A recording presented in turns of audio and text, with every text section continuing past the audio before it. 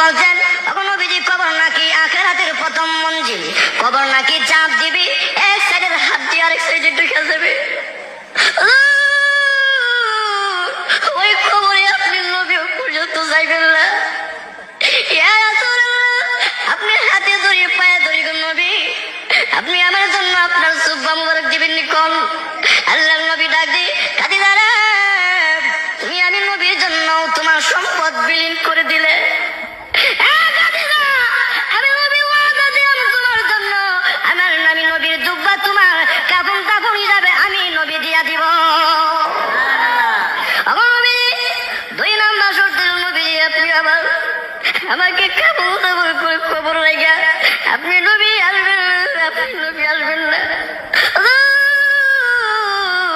খবরে সওয়াল জবাবের উত্তর না দেওয়া পর্যন্ত নবীজি আপনি আমার খবর থেকে আসবেন না, আমার বই লাগে আমি কেমনে থাকবো।